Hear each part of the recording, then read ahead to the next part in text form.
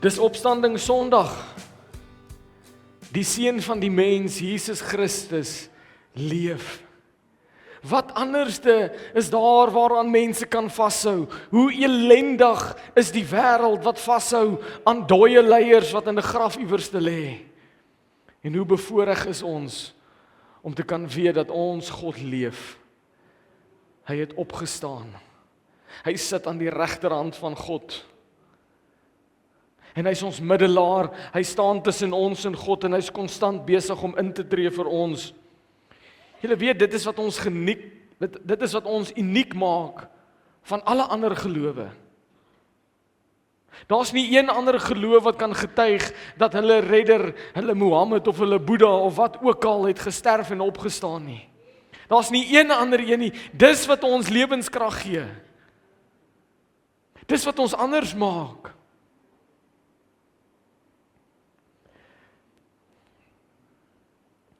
Ek het in die week wat verby is, daar's 'n gesegde wat sê, if you can't beat them, join them. So ek het gekyk of ChatGPT my gaan beat, want as hy my nie kan beat nie, moet hy my join.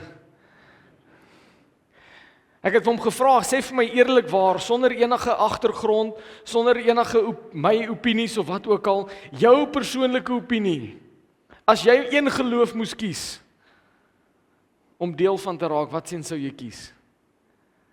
En hy sê, toe loshande sou hy Christendom kies.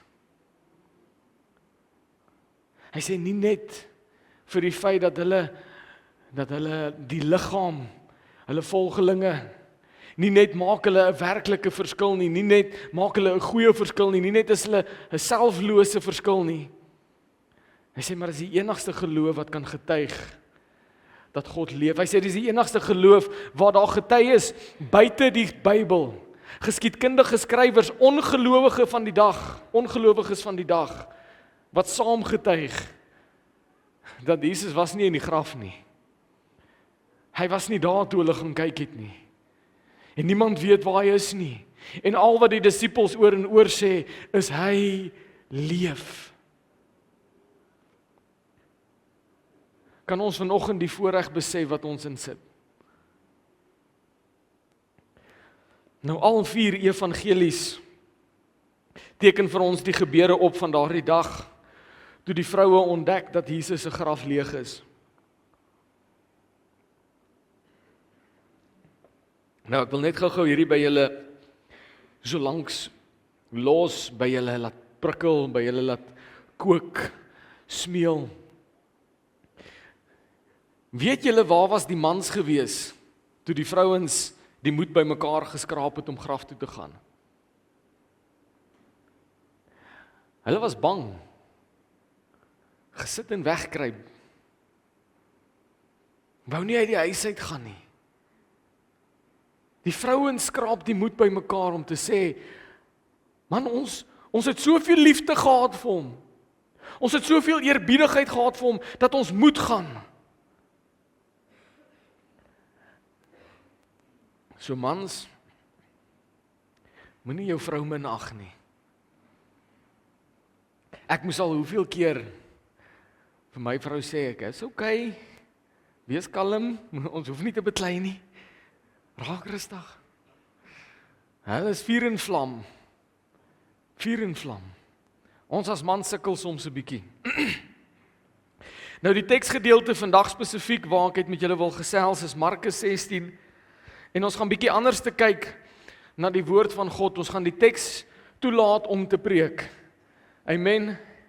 Ons is nie hier vir 'n mense opinie nie. Trust my, julle wil nie my opinie hoor nie. Ek het ook foute, ek sukkel ook soms. So vanoggend het ek besluit, kom ons gaan na die teks toe en ons kyk wat sê die teks. Laat die woord van God preek. Wat 'n beter prediker is daar as Jesus Christus self. Sy woord opgeteken vir ons. Markus 16 vers 1 tot 7. En ek gaan vir julle die verhaal vertel. Toe die Sabbat verby was, het Maria Magdalena, Maria die moeder van Jakobus en Salome, gierige speserye gekoop sodat hulle hom kan gaan salf. Hom, Jesus. Baie vroeg op die eerste dag van die week kom hulle by die graf, net nadat die son opgekom het. Hulle sê toe vir mekaar, wie sal vir ons die klip van die ingang van die graf af wegrol? Maar toe hulle opkyk, sien hulle dat die klip reeds weggerol was. Dit was 'n baie groot klip. Toe hulle die graf binne gaan, het 'n jong man met 'n lang wit stola om aan hulle regterkant, met 'n lang wit stola om aan die regterkant sien sit. En hulle was ontsteld. Maar hy sê vir hulle, moenie ontsteld wees nie. Julle soek Jesus van Nasaret wat gekruisig is. Hy is opgewek. Hy is nie hier nie. Kyk, hier is die plek waar hulle hom neergelê het. Maar gaan sê vir die disippels en vir Petrus, hy gaan voor julle uit na Galilea, daar sal julle hom sien, soos hy vir julle gesê het. Nou sien, hier vind ons die klimaks van ons geloof. Die punt waarvoor almal vir soveel duisende jare tot op die punt toe geleef het, vir amper 5000, amper 6000 jaar, leef hulle tot op hierdie punt toe. Van die begin af, van Adam en Eva. Alles is 'n opbou na hierdie punt toe. Na hierdie 7 verse. Wat elke profesie en elke stelling wat Jesus gemaak het, kom gesement het in waarheid. Hy het die fondasie kom bou, wat geen ander geloof het, op hierdie oggend nie. So kom ons kyk, na wat wil die teks vir ons sê. Nou ek wil hê julle moet vir 'n oomblik net fokus op vers 1. Want sien, vers 1 sê vir ons dat daar's iets meer as liefde in hierdie vrouens. Daar is iets meer as omgee in hulle harte. Ek wil weer vir julle die vers lees. Dit sê, toe die Sabbat verby was, het Maria Magdalena, Maria die moeder van Jakobus en Salome geurende speserye gekoop, sodat hulle hom kan gaan salf. Nou daar's iets in hierdie vrouens se optrede wat vir ons iets baie meer as liefde kommunikeer. Iets baie meer as omgee kommunikeer. Kan ek vir julle vra, wat het jy al gedoen vir liefde? Wat het jy al gedoen vir die persoon vir wie jy so lief het? Liefde laat 'n ou soms bietjie snaakse goed doen. Goed wat jy nie soms sou doen nie. Maak dat jy bietjie uit jou comfortzone uitklim, want ek moet nou my beste voetjie voorsit, my blinkste voetjie. Dis dan nou vir liefde. En ons sien iets in hierdie vrouens, daar's iets van liefde in hulle vir Jesus, iets anderste wat ons nie verstaan nie. Want sien, teen die tyd wat hulle graf toe gegaan het, was Jesus al 2 aande en 1 hele dag in die graf. 'n Liggaam. Nou ek het was nog nooit in die situasie waar ek dit moes ruik nie, maar ek kan nie dink dit ruik lekker nie. Ek kan nie dink dat so 'n graf is 'n plek waar jy wil ingaan nie. Ek kan nie dink jy gaan nie vir jou eie plesier nie. Jy gaan nie omdat dit vir jou lekker is om so intoe te gaan nie. Sien, boonop dit, dis nie al wat gebeur het nie. Die fariseërs, die skrifgeleerders, die Sanhedrin is nog steeds op soek na die volgelinge van Jesus, want hulle was nie tevrede met net Jesus nie. Ons sien hulle konder vir Petrus. Hulle vra hom, was jy nie een nie? En Petrus is so bang, hy ontken dit. En hierdie vrouens, ten spyte van die vrees, ten spyte van die slegte reuk, ten spyte van die omstandighede waarin hulle self vind, gaan hulle nog steeds. Maar sien, hulle gaan nie net nie. Hulle gaan koop geurende speserye. Nou, moet nou nie vassak oor wanneer hulle dit gekoop het nie. Hulle kon dit die vorige dag gekoop het. Dit maak nie saak nie. Wat saak maak is, ek dink nie ons besef hoe duur was daai geurende speserye nie. Ons lees in Johannes iewerste dat Nikodemus wat met hom 'n gesprek gehad het ook speserye gaan koop vir die liggaam van Jesus net nadat hulle hom gekruisig het. En die speserye wat hy gekoop het was om en by, ek kan my somme verkeerd hê, tussen 250 en 280 000 rand in vandag se tyd. Dis wat die goed gekos het. So wat is dit in hierdie vrouens wat bereid is om hierdie stap te vat vir Jesus?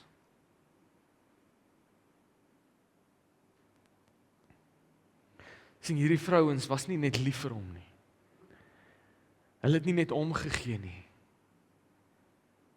Hulle was totaal en al oorgelewer aan sy grootheid en aan sy genade. Daar's iets binne in hulle wat besef het, ons het nie te doen met 'n normale mens nie. Ons het nie net te doen met 'n goeie persoon wat op aarde geleef het nie. Ons het nie te doen met iemand wat net slim praatjies gepraat het nie. Ons het te doen met die Seun van God. En of hy nou dood is en of hy nou leef, ons gaan die moeite doen ten spyte van die reuk. Ten spyte van die gevaar. Ten spyte van die prys wat dit gaan kos, gaan ons gaan. En die eerste vraag wat ek by jou wil los, is wat staan in jou pad? Gaan jy soos die mans wees, die disippels, wat iewerste in 'n vertrek sit, die woord sê vir ons agter 'n geslote deur. Man, hulle moenie eens probeer inkom nie.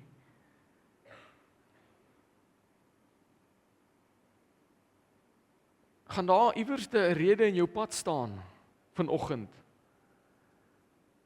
wat vir jou groot genoeg of gevaarlik genoeg of duur genoeg is om te sê, ek kan nie gaan nie. Sien, ons het Vrydag aand vir mekaar gesê, een reaksie, een oomblik kan jou ewigheid bepaal. Wat gaan jy kies vanoggend?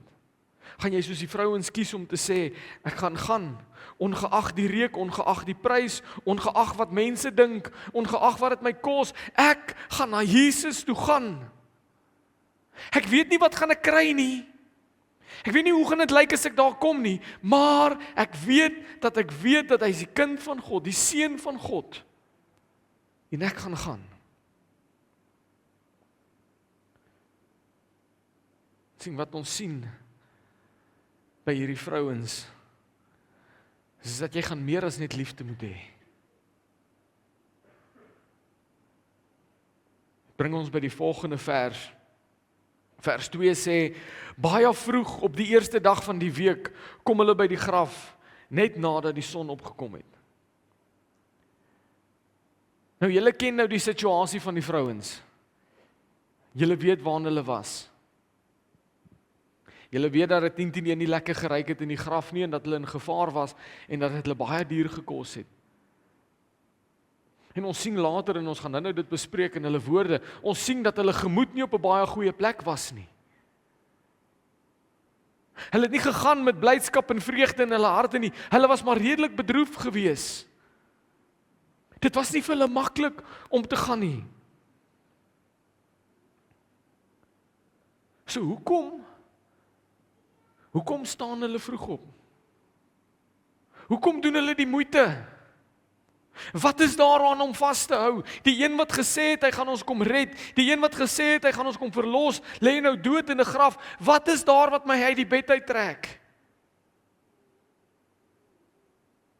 Sien, hierdie vrouens beleef 'n tyd van swaar kry, van depressie, mismoedigheid, verlies, verloor, hartseer, en steeds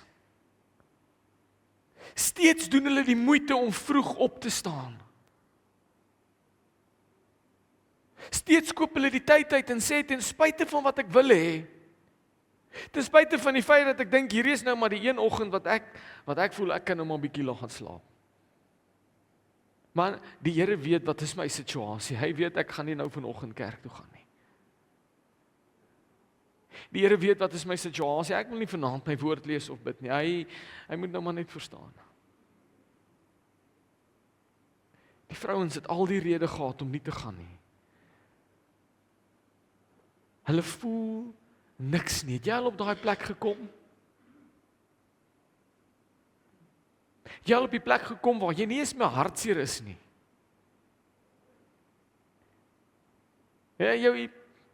Jy worry nie eens oor jou gemoed wat laag is nie, want dit voel nie eens meer asof jy 'n gemoed het nie.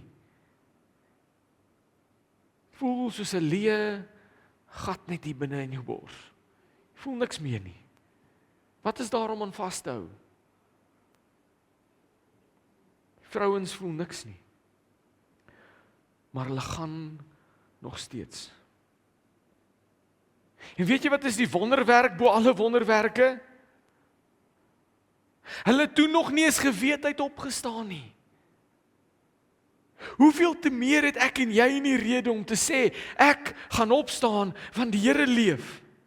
Ek gaan my woord oopmaak en lees van die Here leef. Ek gaan my oë toemaak en op my knieë neersak want hy leef. Hulle gaan en hulle doen die moeite, hulle staan vroeg op. Hulle weet nie eers dat hy leef nie.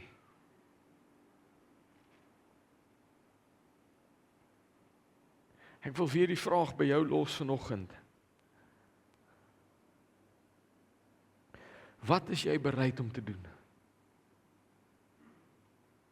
Ek gaan nou nie vir jou vra om jou hand op te steek nie, maar ek wil vir jou die vraag vra, jy kan in jou hart 'n hand opsteek as jy wil. Of wie van julle beleef tye van swaar kry? Wie van julle voel ook dat, man, laas jaar die tyd was dit al einde November gewees. Nou is dit April, dit voel asof ek 2 jaar agter die rug het. Man, dinge werk net nie vir my uit nie. Dinge lyk nie goed nie. En ons kan mekaar lank besig hou. Ek het besluit, ek gaan 2 maande se petrol eenkant sit en mag skoene koop. Ek gaan my goedkoper uitwerk op die lang duur. Dis waantoe die jaar op pad is. Dis waantoe die lewe op pad is. Die wonderlik is, dis alles tekens van die tye. Hy is op pad. Hy leef. Laat die petrolprys skiet. Laat hulle kom. Dit moet gebeur. Maar jy kan kies om soos die mans iewerste in 'n vertrek jouself toe te sluit en te sê ek gaan nie uitgaan nie. Nee, die Here weet ek het nie petrol om kerk toe te gaan nie. As jy regtig ver bly en jy het nie petrol om te kom nie, laat weet my, ons kan die diens 10:00 begin sodat jy kan stap en betyds wees.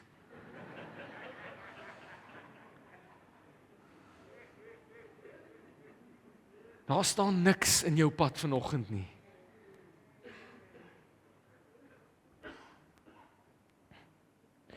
Sien, vir die vrouens was dit nie eens 'n verpligting nie.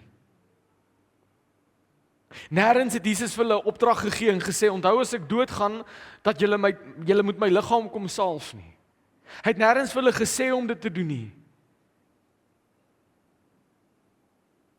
Kan ek vra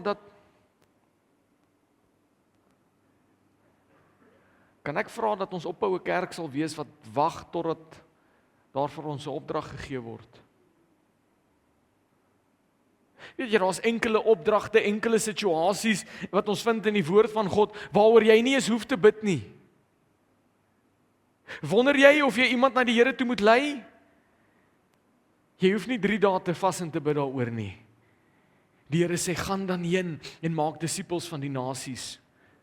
Hierdie vrouens het nie 'n opdrag gekry nie. Hulle het nie gewag tot Jesus in hulle verskyn of uit 'n harde stem uit die hemel uit met hulle praat voordat hulle iets gedoen het nie. Hulle het besluit hulle gaan dit doen want hulle is meer as net lief vir hom. Dis hoekom hulle dit gedoen het. Dit was 'n geleentheid wat hulle nie kon mis nie. Hoeveel geleenthede mis ek en jy om iets wonderliks van die Here te beleef? Gaan jy die geleentheid aangryp vanoggend? Dis wat ek jou wil vra. Of gaan jy hom laat verbygaan? Vers 3 en vers 4. En hier kom die hoogtepunt van dit alles.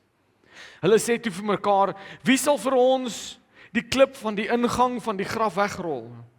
Maar toe hulle opkyk, sien hulle dat die klip reeds weggerol was. Dit was 'n baie groot klip.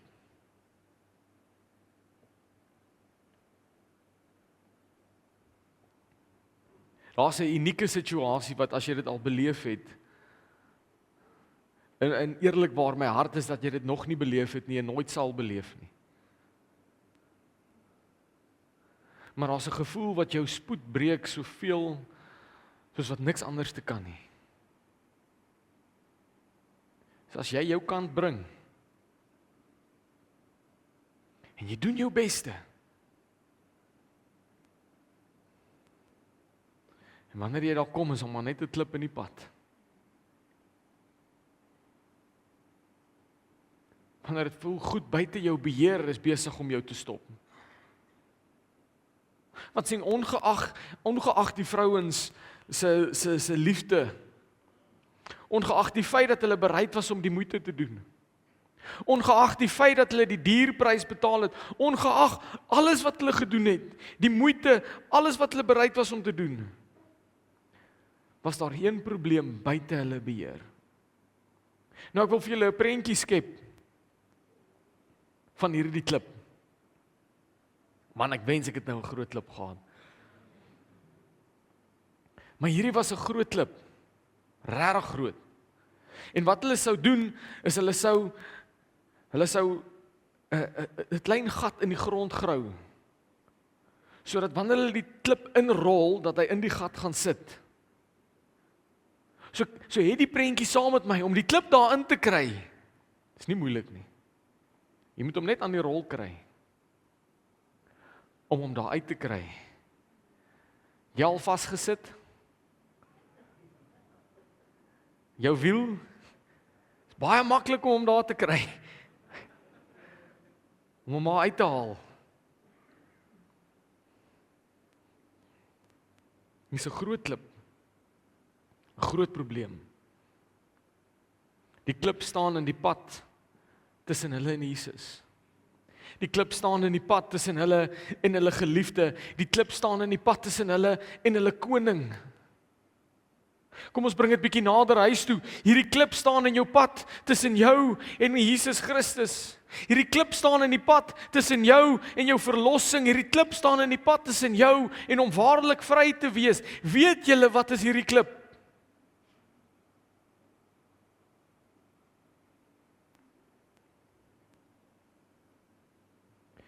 Die klip van sonde staan in ons pad. Man, en dit is so maklik om daai klip eers aan die rol te kry.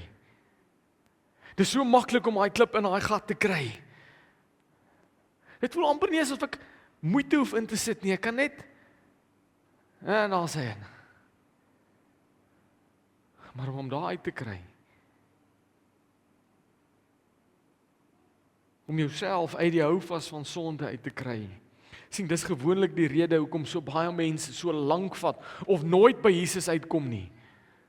Dis van hierdie een vraag, dieselfde vraag wat die vrouens mekaar gevra het op pad graf toe, is die vraag wat ek en jy onsself vra, nie is altyd mekaar nie, maar wat van my sonde wat in die pad staan?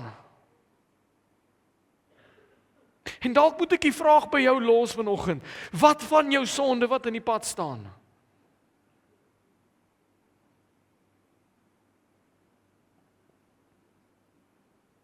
Sien, die vrouens vra 'n baie spesifieke vraag en ek gaan julle nou nie verveel met al die agtergrondinligting nie, maar as jy die Grieks gaan ontleed en hoe dit geskryf het, dan is dit so geskryf om te insinueer dat hulle het mekaar nie een keer gevra nie. Maar amper van dat hulle besluit het om te gaan totdat hulle daar kom, was dit die gesprek op die tafel. Wie gaan vir ons die klip wegrol? Want ons kan nie. Ek kan nie sonde uit my lewe self uithaal nie. Het jy al probeer?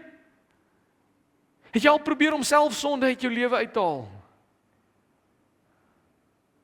Ek het al. Ek het al gevoel, Here, ek kan nie voor U kom met alles wat ek gaan nie, ek moet eers ontslaa raak van dit. Here, ek is besmet, ek is vuil, ek is onheilig. Hoe kan ek voor U kom met alles wat hier binne my aangaan? En dan is dit so moeilik om ontslae te raak van hierdie een sonde, dat ek vertroos myself in die volgende ene, want ek voel sleg oor die ene. En dis wat sonde doen, dit vang jou in hierdie bose kringloop, wat jy nie kan verstaan nie. Hoe kry ek hierdie klip uit die pad uit?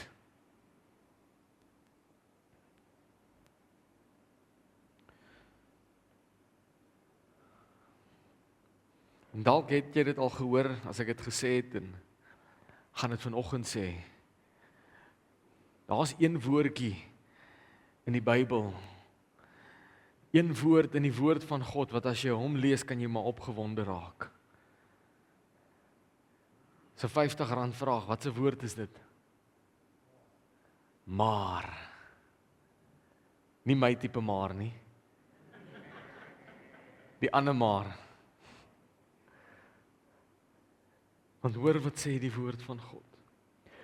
Maar toe hulle opkyk. Maar toe hulle oë van hierdie situasie afhaal.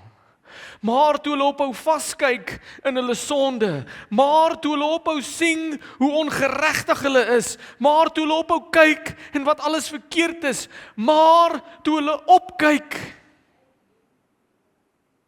Weet jy wat doen sonde vir jou? Weet jy wat doen dit aan jou? As jy loop so deur die lewe.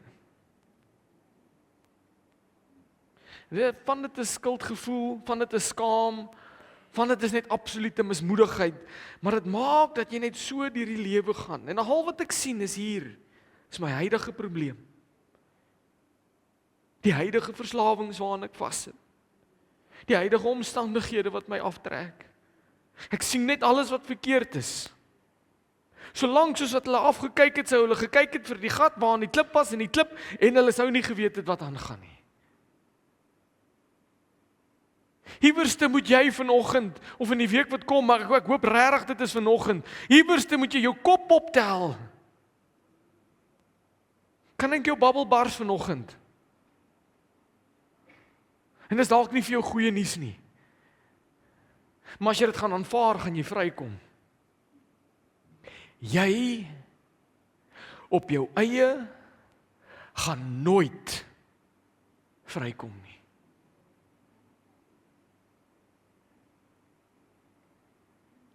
Solank as wat jy self probeer, gaan jy nooit vrykom nie. Tel jou kop op. Die Here het nie gekom en gesê, laat elkeen wat in my glo en ontslaag geraak het van sy sonde, hemel toe kom en gered word nie. Hy het nie gesê, want so lief het ek elkeen gehaat wat gedeel het met sy sonde, dat ek my enigste seun gestuur het. Hy het sê, so lief het ek die wêreld gehaat, sodat elkeen wat in hom glo, elkeen wat sy kop opslaan en Jesus aan die troon sien, wat opgestaan het, wat leef, wat ons sondes vrygekoop het, elkeen wat opkyk en glo, hulle sal gered word. Dis waaroor dit gaan. Ek is nie hier om vir jou te sê, is okay, moet niks aan jou sonde doen nie, los dit, gaan net aan soos wat jy aangaan nie. Dis nie wat ek vir jou sê vanoggend nie.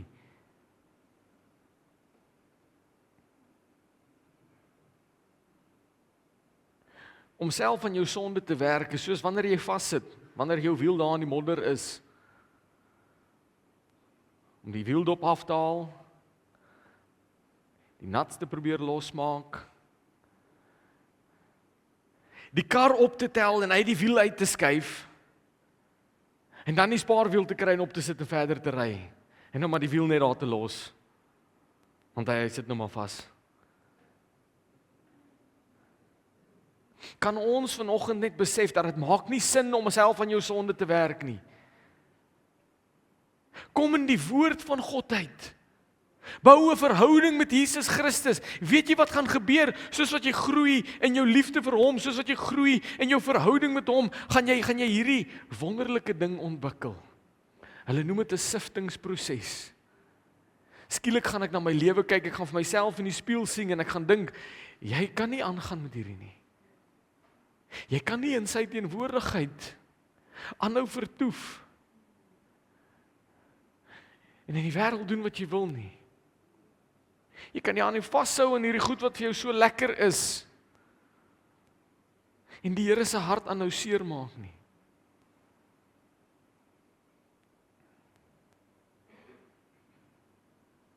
Slaan jou oë op die kruis vanoggend. Slaan jou oë op wat daar gebeur het en ons het Vrydag aand so 'n wonderlike geleentheid gehad. Daai papiertjies aan die kruis is mense wat gekom het en gesê het, Here, ek gaan ophou om die klip self te probeer wegrol. Ek gaan ophou om dit self te probeer doen. Ek gaan ophou om self die moeite te probeer insit. Ek gaan ophou soek vir menslike antwoorde en menslike oplossings. Here, ek gaan na die kruis toe kom en ek gaan hierdie klip voor U neerlê en ek gaan sê, Here, vat U hom. Rol U hom weg. Vat U hom uit die pad uit, want ek kan nie. Slaan jou oë op na Jesus toe wat jou liefhet. Wat leef vanoggend. Hy het die klip oorwin. Het hom weggerol. Vers 5 en 6 sê, toe hulle die graf binne gaan, het hulle 'n jong man met 'n lang wit stola om aan die regterkant sien sit. En hulle was ontsteld. Maar hy sê vir hulle, moenie ontsteld wees nie. Julle soek Jesus van Nasaret wat gekruisig is. Hy is opgewek. Hy is nie hier nie. Kyk, hier is die plek waar hulle hom neergelê het. Nou die ander evangelies praat van die engele van die Here en God stuur hierdie engel of engele om hulle by die graf te ontmoet. Moenie jou kop breek oor hoeveel engele daar nou was of nie was nie. Die vraag is hoekom stuur God die engel om hulle daar te ontmoet? Want sien, sonder bewyse, sonder 'n bonatuurlike aanraking sou hulle nie geglo het dat Jesus opgestaan het nie. As hulle daar aangekom het en die liggaam was net weg en daar was niks en niemand nie, sou hulle maar gedink het dat die liggaam is gesteel. Ons sien dat dit was min of meer hulle reaksie. In een van die ander evangelies draai Maria om en sy hart loop uit. En daar ontmoet sy iemand wat lyk soos 'n tuinier en sy vra vir hom, sê net asseblief vir my waar het julle sy liggaam neergelê. Ek sal hom self gaan haal, sonder om te besef sy praat met Jesus wat opgestaan het. Hulle reaksie eerstens was, iemand moes die liggaam gevat het. Hulle was ontsteld. Maar hierdie engel kom met 'n boodskap. En dis die antwoord waarvoor almal op aarde steeds op soek is. Julle soek Jesus van Nasaret wat gekruisig is. Sien jy sit dalk vanoggend hier en ek ken al julle gesiggies so min of meer ongeveer 'n bietjie. Maar as jy dalk diep in jou hart iewers te gaan grou, en dalk toe jy nog in die wêreld ook was, terugkyk. Elke liewe persoon, ongeag of hy nou glo of nie glo nie, is op soek na 'n bietjie verlossing. Dis hoekom dit so lekker is, om as jy nou 'n harde dag by die werk gehad het, om by die huis te kom en 'n yskoue een oop te maak. Want ek soek daai bietjie verlossing. So kom wanneer die lewe moeilik raak, dan soek ek net iets wat my, pastoor, dit kalmeer my net. So is almal op soek na 'n bietjie verlossing. En hierdie boodskapper, hierdie engel van die Here weet dit. Want hierdie vrouens is ontstel, hulle het graf toe gekom vir 'n bietjie verlossing. Weet, vir 'n bietjie toenadering, vir 'n bietjie vrede. Kom ons gaan salf net sy liggaam en ons maak hom net mooi toe. Net bietjie gemoedsrus, ons het hom vir ou laas gesien, ons weet hy's dood. 'n Laaste eerbetoon, 'n besigtiging. Net daai laaste bietjie verlossing wat hulle soek. En hy antwoord hulle hierdie boodskapper met die stelling: ek weet wie julle soek. Julle soek Jesus Christus van Nasaret wat gekruisig is en daarin lê die werklike verlossing. Al waar jy verlossing gaan kry vir hierdie wêreld en vir sy moeilikheid, al waar jy verlossing gaan kry vir die stres en die swaar kry en die omstandighede en die depressie en die siekte en alles wat so duur word, al waar jy verlossing gaan kry is by Jesus Christus van Nasaret wat gekruisig is. En dan sê hy hierdie ding en ons het laas jaar daaroor gepraat. Hy sê hy's nie hier nie. Onthou julle? Ons het mekaar gevra, hoekom soek ons lewe op 'n klomp dooie plekke? Hoekom hardloop ons na 'n graf toe op soek na iets wat vir my bietjie lewe gaan bring? Iets wat vir my 'n bietjie verlossing gaan bring? Ek wil vir jou sê, jy's in die bevoorregte wonderlike posisie om te weet hy het opgestaan. Hou op Jesus gaan soek, hou op verlossing gaan soek op 'n plek waar daar nie lewe is nie. Die kroeg of die bank of die wat ook al gaan dit nie vir jou bied nie.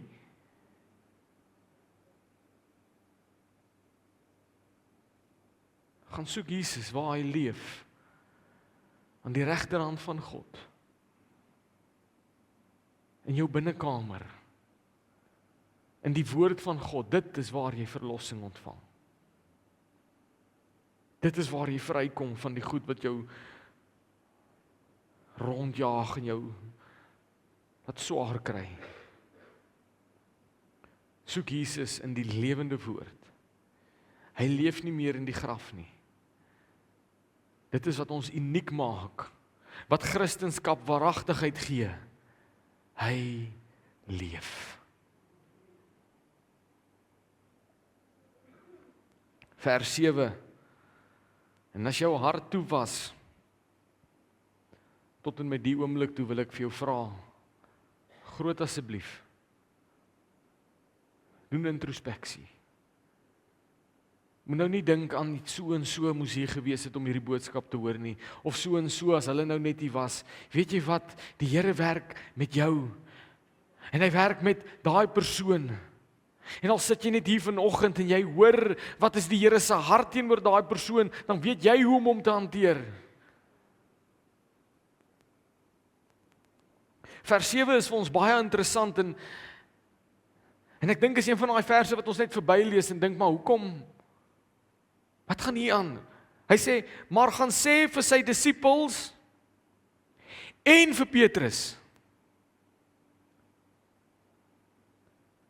Hy gaan voor julle uit na Galilea, daar sal julle hom sien, soos hy vir julle gesê het. Nou maak nie saak wat se vertaling jy gaan lees nie, hy gaan hierdie stelling maak. Gaan sê vir sy disippels en vir Petrus, hoekom word Petrus uitgesonder? Jy al daaroor gewonder? Wonder jy nou daaroor? Sê at least maar jy wonder nou. Hoekom word Petrus uitgesonder? Van al die disippels, uitsluitende Judas, ons weet hoe hy gevoel, ons weet wat het hy gedoen. Maar van al die disippels kan ek myself net indink hoe Petrus moes gevoel het nou. Die Here sê vir hom, voordat die haan kraai, gaan jy my 3 keer verloon. Gaan jy my 3 keer ontken. En Petrus maak hierdie stelling. En dalk moet ons daaruit leer, dink voordat jy praat. Dink voordat jy 'n belofte maak. Want Petrus maak hierdie stelling, hy sê, al moet ek saam met U sterf, sal ek U nie verloon nie. Al moet ek saam met U sterf, sal ek U nie ontken nie. Ek sal nie U sy los nie. Dit is definitief nie ek van wie jy nou praat nie. En wat doen Petrus? Juist dit. Voordat die haan kraai, verloon hy Jesus 3 keer. Die woord sê dat hy vuil taal gebruik, hy het gevloek. Hy het sy hele identiteit verander, net sodat mense nie moet sien dat hy 'n volgeling van Christus was nie. Kan hy dink hoe skuldig voel hy? Kan hy dink hy voel, man, ek het die Here teleurgestel. Ek verdien nie goeie nuus nie. Gaan sê vir die ander disippels, gaan sê vir hulle, hy het opgestaan. Ek het te veel aangejaag. Ek het te veel gedoen.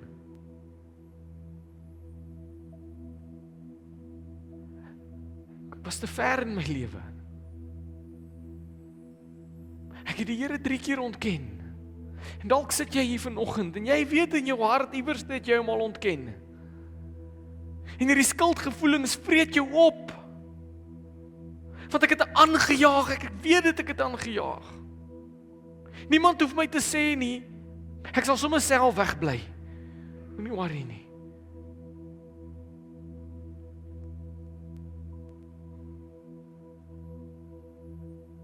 Sien, ons druk soms die Here uit ons lewens uit.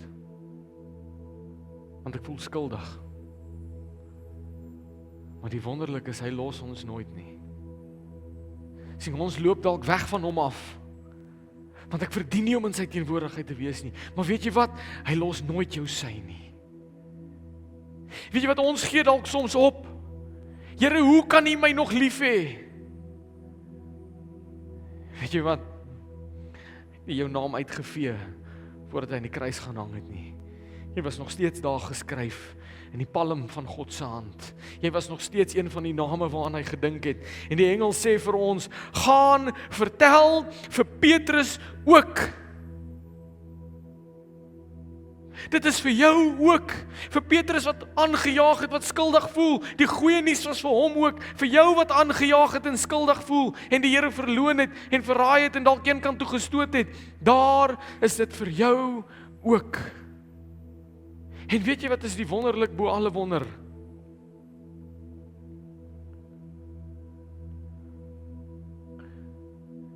Jesus noem hom nie op sy sonde nie. Ek weet innerlik moet ons besef dat ons is sondaars en ons het Jesus Christus nodig. Maar te veel keer het ek al mense gehoor en gesê, ek is maar net 'n roker. Ek is maar net iemand wat drink. Ek is maar net iemand wat 'n kort die meer het. Ek is maar net elendig en mismoedig, en dit is nou maar wie ek is, en dit is nou maar my lot.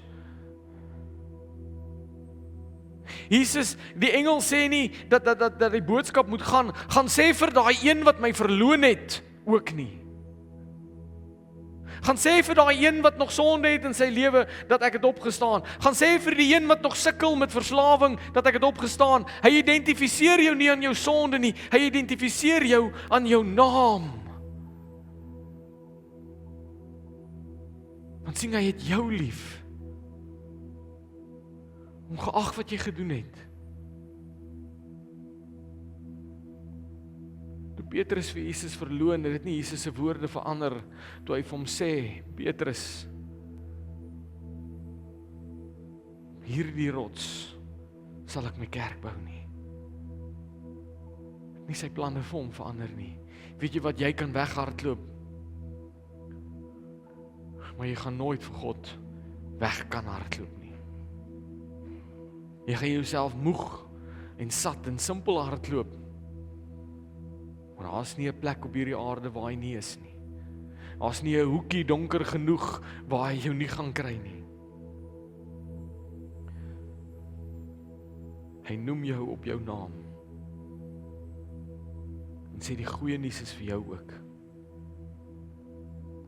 Al het jy dalk iewerste die Here langs die pad gelos, hy het jou nooit gelos nie. Die goeie nuus dat Jesus leef